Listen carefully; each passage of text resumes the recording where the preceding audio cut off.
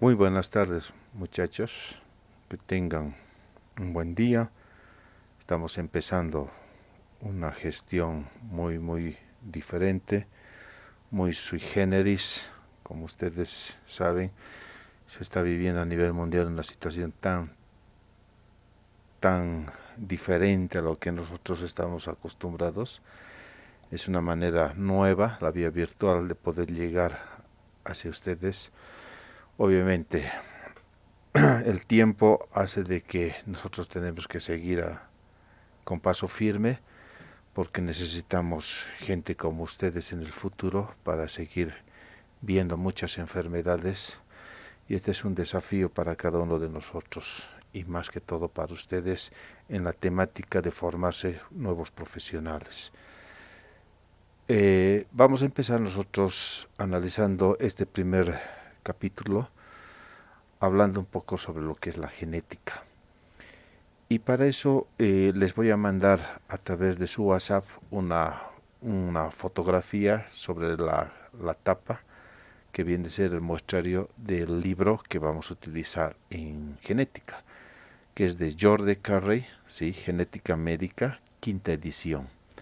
Entonces esto lo pueden ustedes obtener a través de cualquier medio virtual, por internet, pueden descargar para hacerme un seguimiento si es que ustedes están lejos, porque el libro en realidad lo tenemos de manera de fotocopia en las fotocopiadoras que están alrededor de la universidad y dentro de la misma universidad que ustedes la pueden obtener. Entonces, el tema de hoy es hablar sobre lo que es las generalidades. Y para esto tenemos que saber qué es la genética. La genética es una ciencia que, como pueden ver, nos permite hacer un estudio histórico sobre la relevancia y la importancia que representa la genética. Si ustedes se fijan en el primer slide, nos está diciendo que cada vez se ha vuelto más importante en el ejercicio de la medicina clínica. Y prueba de ello es lo que hoy estamos viviendo, esta patología, esta pandemia, que es un desafío para cada uno de los profesionales con respecto a lo que es la medicina molecular. La vacuna que se está buscando, queriendo encontrar a nivel mundial, que ustedes saben son diferentes laboratorios grandes, unos monstruos en conocimientos, tratando de llegar a una vacuna. Y para eso, obviamente, tenemos que entender molecularmente la estructura de qué está hecho el coronavirus.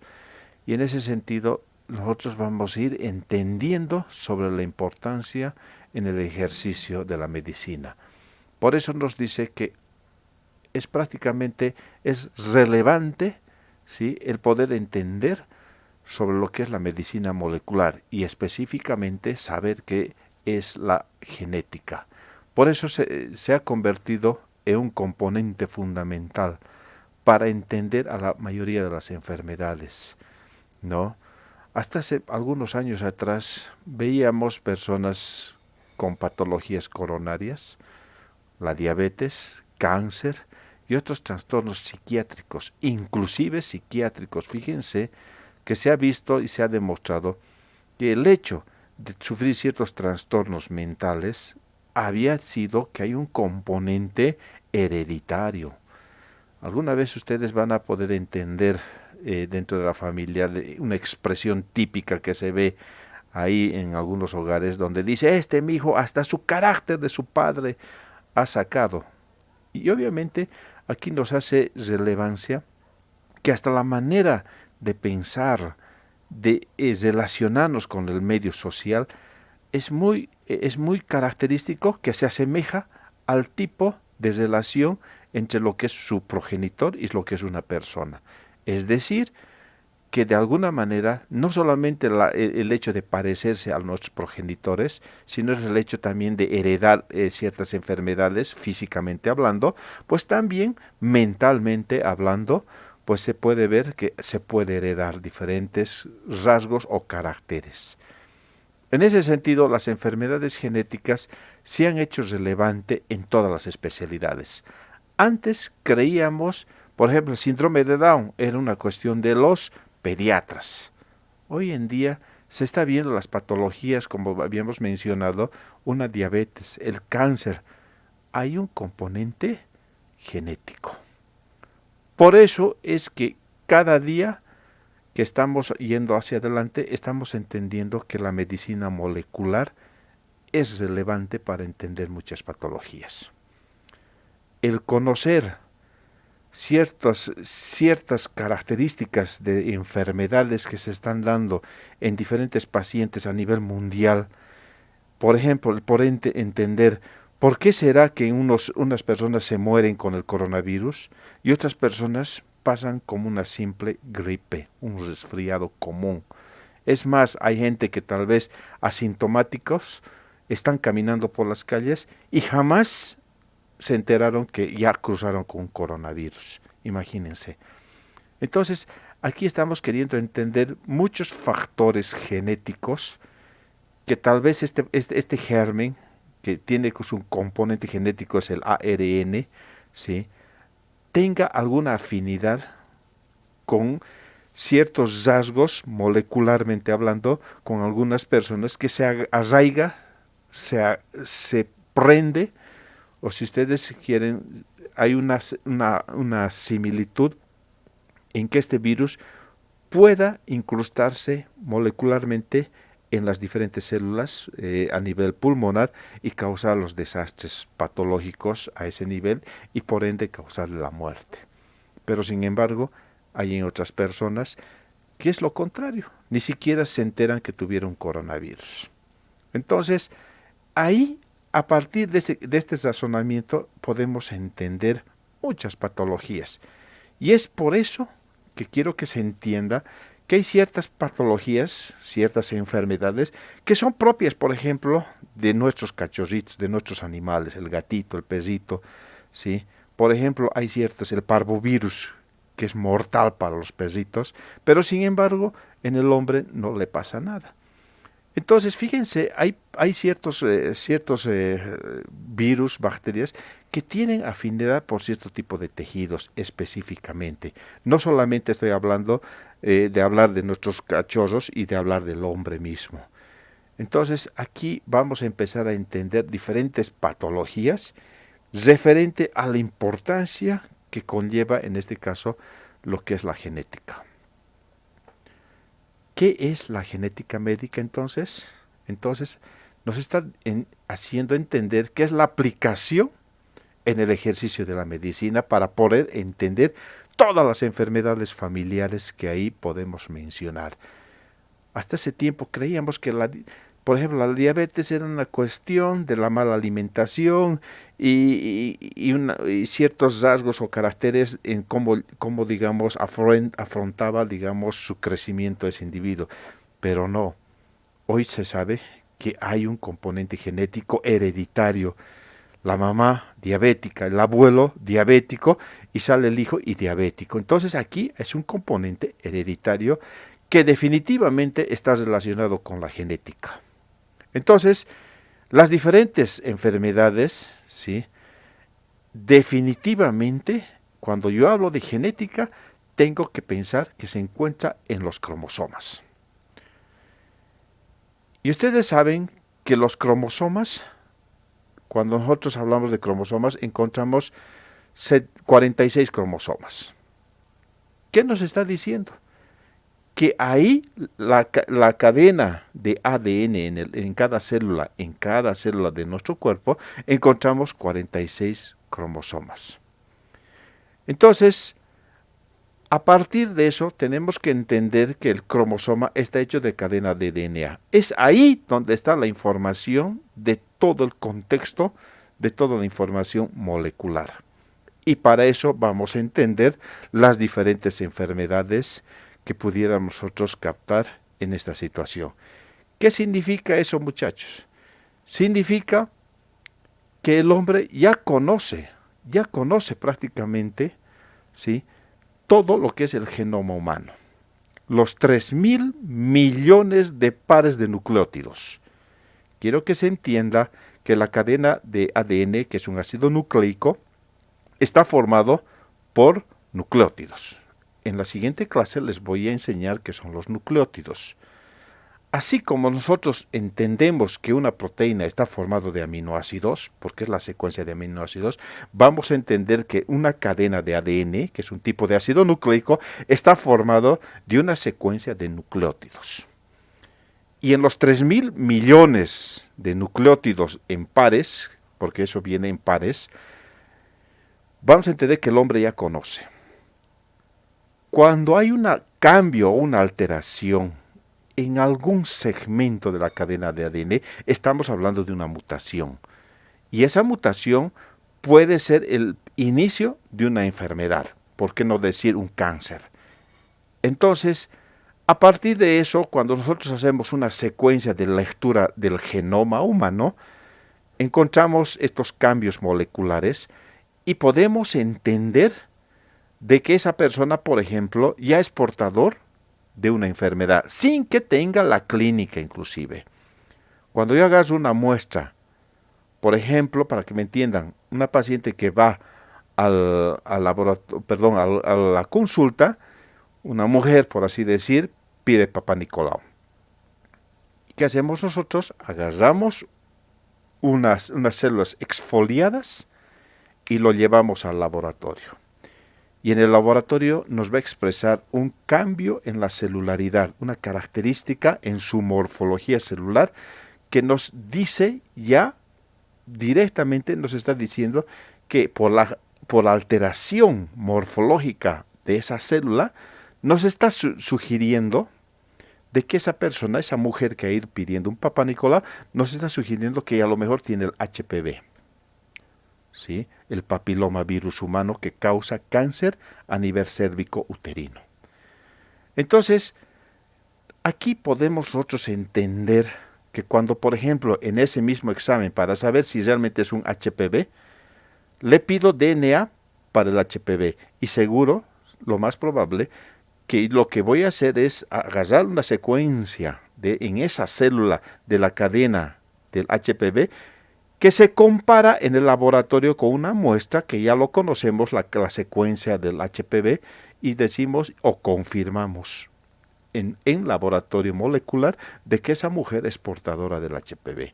Es algo parecido lo que hoy en día se está buscando con el PCR, con la reacción en cadena de la polimerasa en tiempo real, que es el laboratorio actual que se está manejando para el coronavirus, que tiene el 99% de ser, digamos, de una sensibilidad altísima. Entonces, quiero que se entienda de la importancia que representa el entender lo que es la genética médica. Bien, a partir de eso podemos entender los trastornos hereditarios y empezar a conocer cómo es molecularmente la enfermedad. ¿Para qué? Para poder entender con respecto a lo que es la terapia molecular que podemos plantear. Hoy en día está de moda en los protocolos la ivermectina. La ivermectina se ha demostrado in vitro de que es un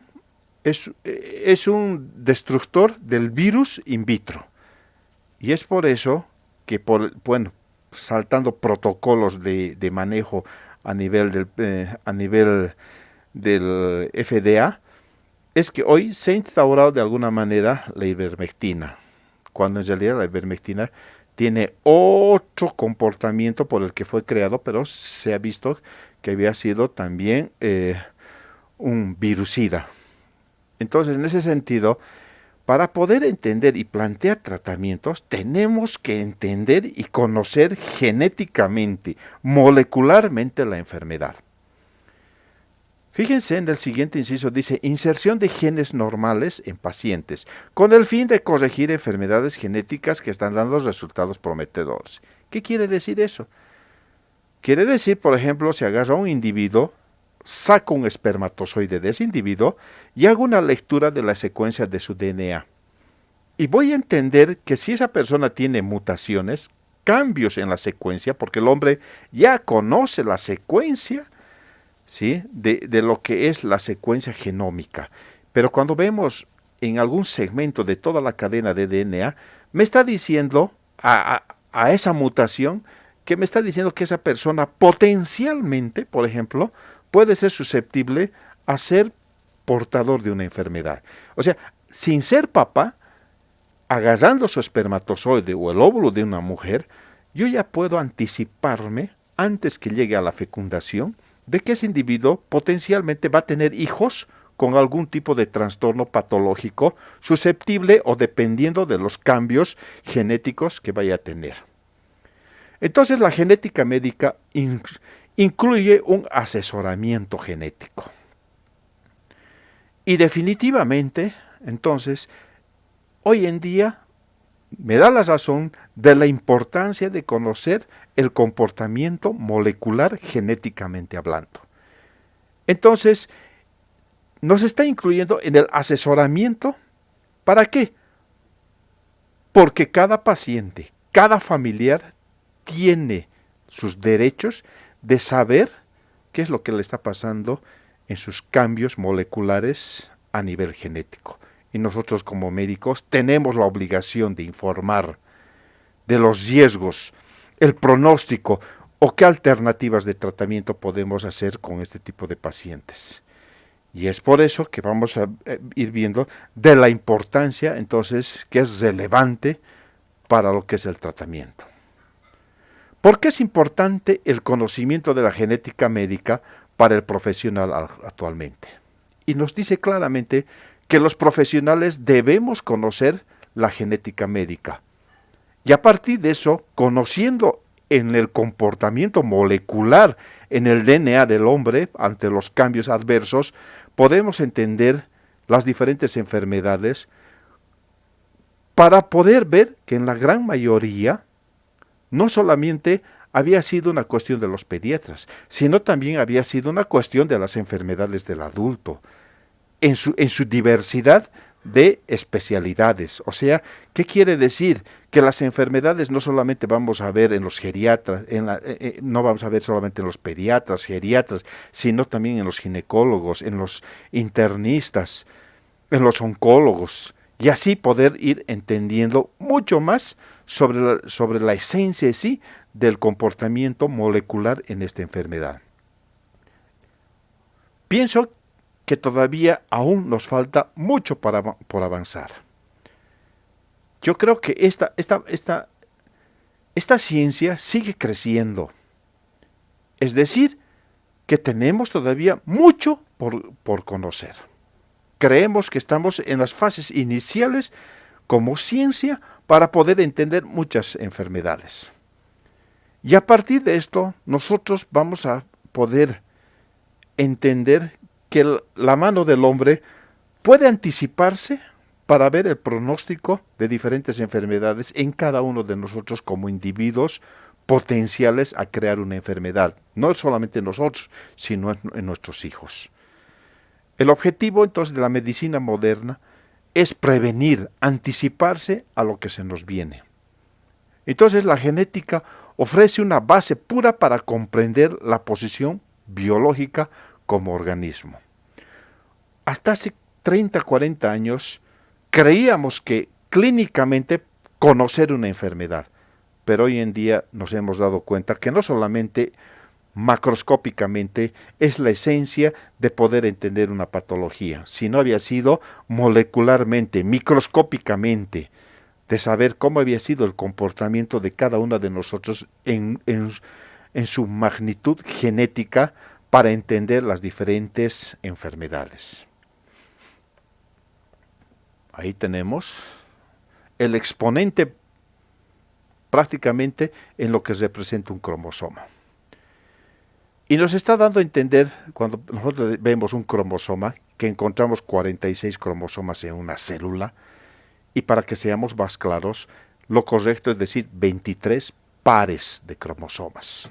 Y voy a ser más explícito, más claro. El hombre, cuando hablo de cromosomas sexuales, es XY, o si quieren XY.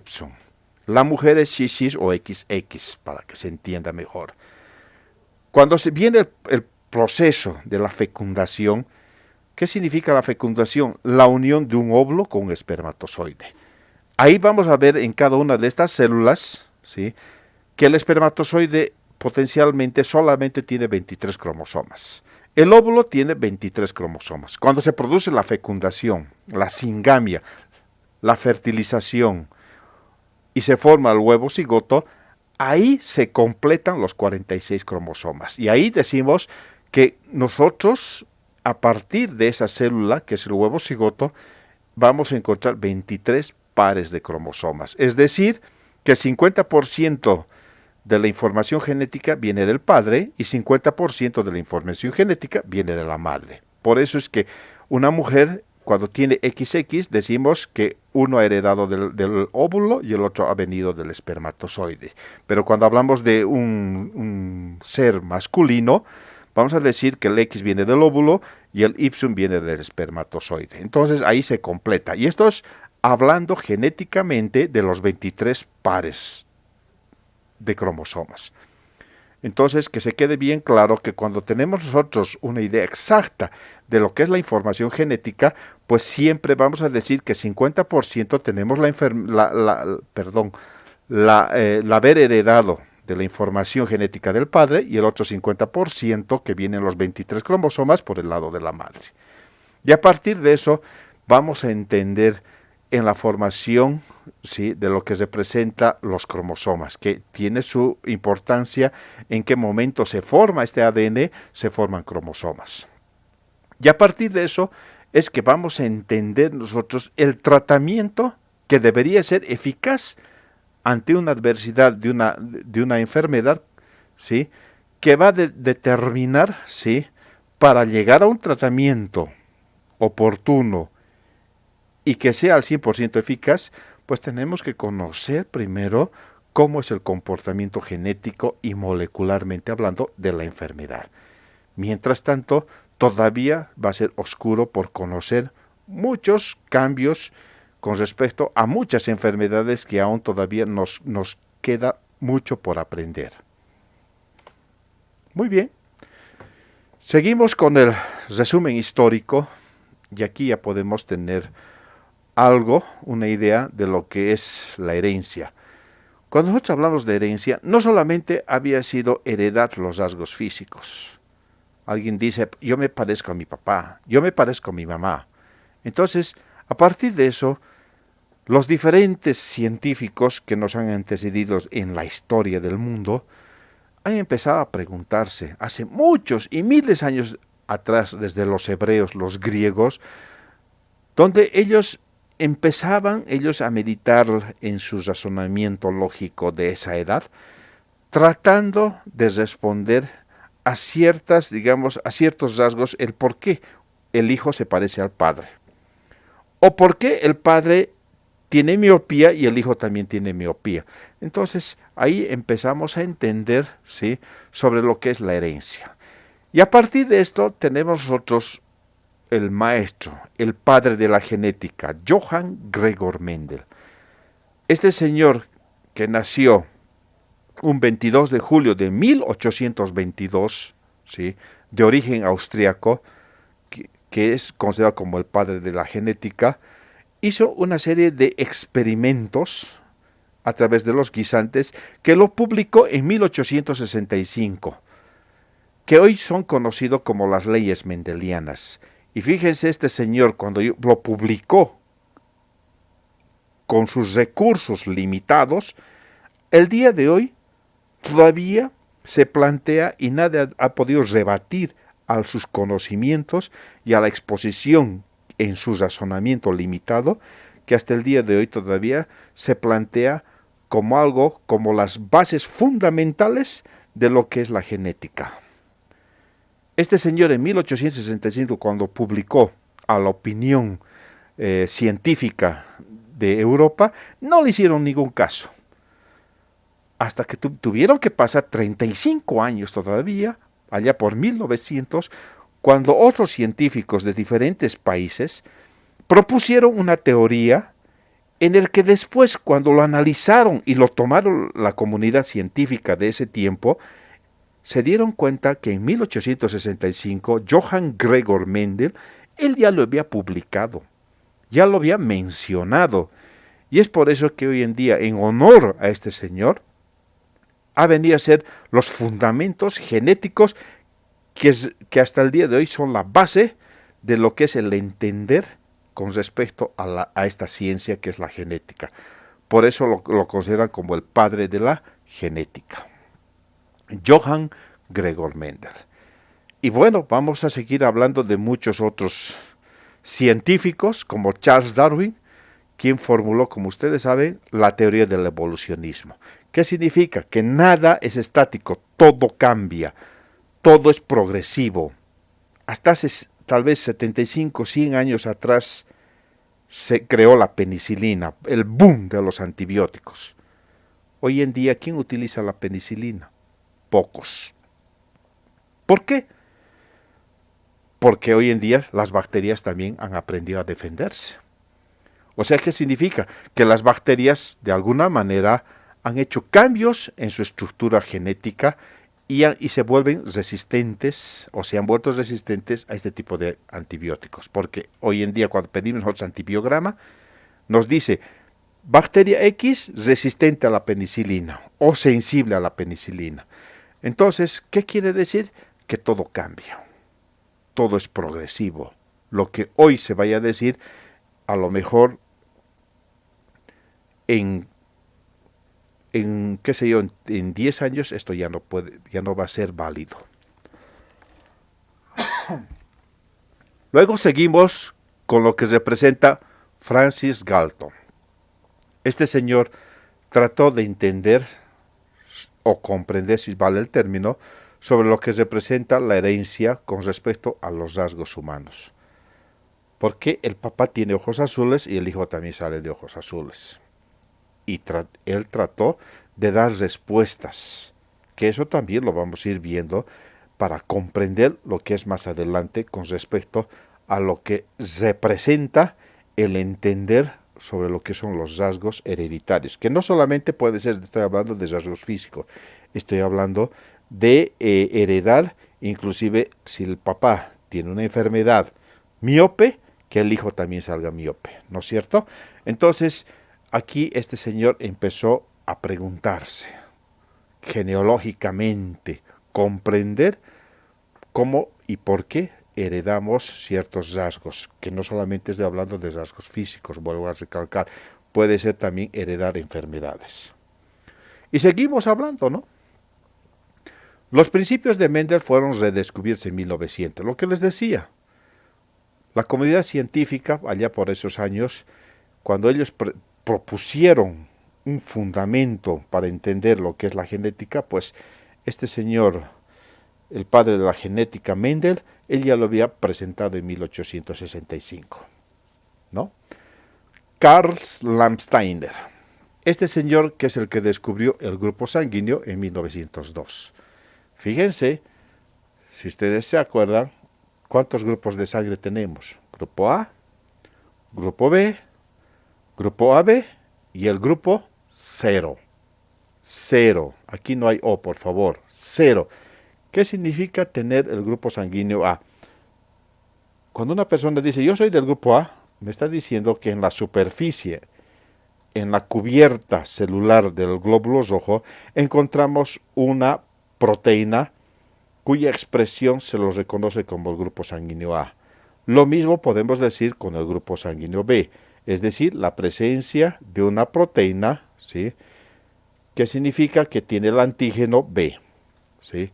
Hay personas que tienen los dos antígenos, y entonces le diremos que tiene el grupo sanguíneo AB.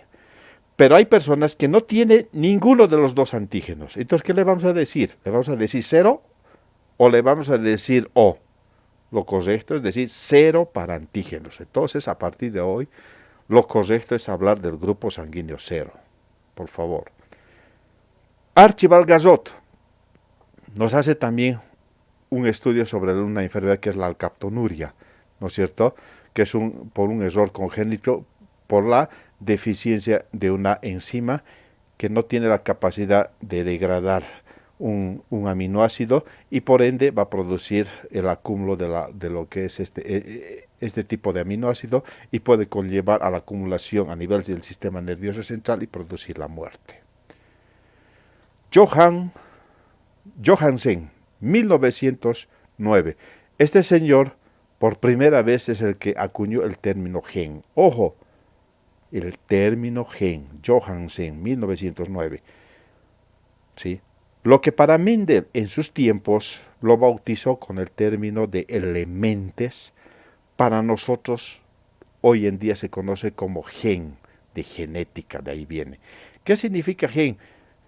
Que en la secuencia de nucleótidos, un segmento de DNA representa una información que eso se va a traducir fenotípicamente a un rasgo, un carácter que se expresa físicamente. Es decir, el hecho de tener una persona que diga yo soy del grupo sanguíneo A, significa que en su información genética está grabado en una secuencia de DNA que se conoce con un gen que lo especifica a un tipo de grupo sanguíneo A, o en la variación que puede tener otra persona dentro del rango de la normalidad, que diga yo tengo el grupo sanguíneo 0 o el grupo sanguíneo B, o tenga los dos genes, que se va a expresar para que esa persona diga yo soy del grupo sanguíneo A y yo soy del grupo sanguíneo B.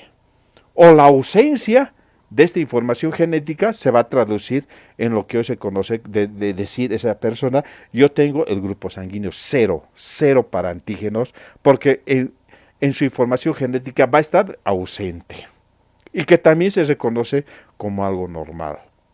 Entonces aquí vemos variaciones genéticas que están dentro del rango de la normalidad y nos hace la diferencia entre un individuo y otro individuo. Entonces aquí estamos apuntando a lo que representa en sí esta característica de estos diferentes descubridores. 1904, Oswald Avery, dentro de estos, fueron los que revelaron que los genes estaban dentro del DNA, ácido desoxirribonucleico. Y conforme a eso, fueron pasando muchos años, hasta que llegamos a 1953. En 1953, ¿sí?, la estructura física del DNA fue expresado a través de un modelo.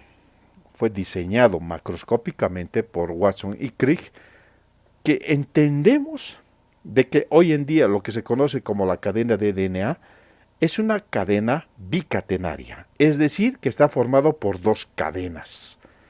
A la diferencia de lo que representa el RNA, es de tipo monocatenario, es decir, que solamente tiene una sola cadena. Esa es la diferencia molecularmente hablando. Y a partir de conocer, ¿sí?, macroscópicamente en una estructura física cómo estaba conformado el DNA por Watson y Crick, nos vamos a 3 años después, en 1956, quien se hizo el conteo correcto sobre lo que es de entender que el hombre está formado por 46 cromosomas, es decir, por 23 pares de cromosomas. ¿Sí? Entonces, vamos a ver los tipos de enfermedades genéticas. Fíjense, habíamos dicho que dentro del que es el genoma, cuando yo agarro una célula, cualquier célula de mi cuerpo, voy a encontrar 23 pares de cromosomas. Es decir, 23 cromosomas del papá y 23 cromosomas de la mamá que están ahí en nuestras células. En toda esa información, molecularmente hablando, decimos que en los 3.000 millones de pares de nucleótidos que tiene el total de los cromosomas, vamos a encontrar de 20 a 25.000 genes. Toda la información. Entonces, la alteración a cualquiera de estos genes, que va en combinación, puede producir diferentes trastornos genéticos. Es decir, les había dicho claramente que el genoma del hombre, cuando digo genoma, ¿qué quiero decir? Que estoy hablando de los 23 cromosomas que vienen del papá y 23 cromosomas que vienen de la mamá. Entonces, estoy entendiendo que el hombre, cuando yo hago en extenso la cadena de DNA, el hombre ya lo conoce, ya sabe cuál es la secuencia de nucleótidos que debe tener normalmente. Y cuando hay un cambio, estoy hablando de un trastorno. Y a partir de esto vamos a empezar a hacer una clasificación sobre lo que representan los trastornos cromosómicos, los trastornos monogénicos, los trastornos multifactoriales y los trastornos mitocondriales. Entonces, cuando yo hable o pregunte en el examen cuáles son los tipos de enfermedades genéticas, ahí tenemos a los 4 tipos de trastornos. Cuando yo hablo dentro de lo que son los trastornos cromosómicos, ¿sí? Entonces tengo que entender que cuando yo veo un cromosoma, puede estar ausente o puede estar duplicado. Esto ya me trae de por sí una clasificación de una característica de enfermedad. Por ejemplo, el síndrome de Turner. En el síndrome de Turner significa la ausencia de un cromosoma X o X. O sea, cuando yo veo una mujer y tiene un solo cromosoma X o X, estoy frente a un Turner. A diferencia de en el síndrome de Down, en el síndrome de Down voy a encontrar 3 cromosomas 21. ¿Qué significa? Que un cromosoma, si ha heredado del papá, a lo mejor 2 cromosomas 21 ha heredado de la mamá. ¿Por qué lo digo? Porque el 90-95% del síndrome de Down viene por el lado de la madre, por si acaso. Entonces, fíjense, el aumentar o el disminuir los cromosomas, ya de por sí me trae los tipos de síndromes. Turner, la ausencia, Down, que hay un cromosoma 21 por demás, es decir, una trisomía. Por eso se llama la trisomía 21. Pero no solamente voy a encontrar en el síndrome de Turner de Down en su numeración, también podemos encontrar en su trastorno de la ausencia de ya sea un brazo largo o un brazo corto, que también va a producir una serie de trastornos. Y bueno, por otro lado tenemos los trastornos mendelianos o trastornos monogénicos. Fíjense, mendelianos o trastornos monogénicos. Y a partir de esto, ¿sí? Entonces vamos a ir viendo una serie de trastornos en el que no necesariamente este tipo de patologías generalmente no viene como consecuencia de ver la ausencia o la duplicación cromosómica. Ojo, puede ser la ausencia o la duplicación de un gen. Y este tipo de trastornos no son visibles al microscopio óptico como es visible en los cromosómicos. Fíjense en el síndrome, cuando agarro yo, por ejemplo, en el cromosoma X o X, en el cromosoma X yo puedo encontrar 1200 genes. Y fíjense, la ausencia de un gen o la duplicación de un gen me puede traer diferentes enfermedades como la fibrosis quística. Entonces, yo tengo que entender que aquí puede ser la ausencia o duplicación genética que me va a traer una serie de trastornos o síndromes, que muchas veces este tipo de patologías no son visibles al microscopio óptico. Entonces, que se entienda que los trastornos mendelianos también son conocidos como los trastornos monogénicos. Por otro lado, tenemos los trastornos multifactoriales. ¿Qué quiere decir eso? Es la combinación de un trastorno genético que está asociado a un factor ambiental. ¿Qué quiere decir? Una persona que puede ser sana, pero de profesión puede ser un radiólogo. Una persona que por su profesión permanentemente se anda irradiando con los rayos X, obviamente le va a producir pues cambios cromosómicos a nivel de su línea germinal, es decir, de su espermatozoide. Y por ende va a producir mutación en su información en ese espermatozoide que a la larga puede producir y tener hijos con alguna alteración multifactorial. O sea, aquí el papel fundamental no solamente había sido cambios genéticos, sino también aquí juega un papel importante la asociación con los cambios o la exposición a cambios ambientales. Por eso les decía y ustedes han debido escuchar, hay medicamentos que están contraindicados en el primer trimestre del embarazo. ¿Por qué?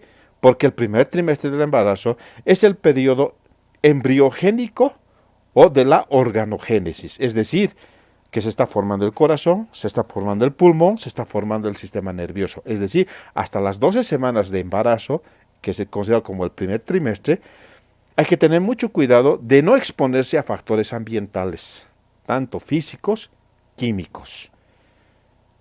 Y ahí es lo que se dice, ojo, no consuma este medicamento porque es teratogénico. Va a producir cambios genéticos y después ese bebé, cuando ya está más grandecito, nos encontramos con trastornos cardíacos, trastornos esofágicos, trastornos gastrointestinales, trastornos cerebrales, etcétera.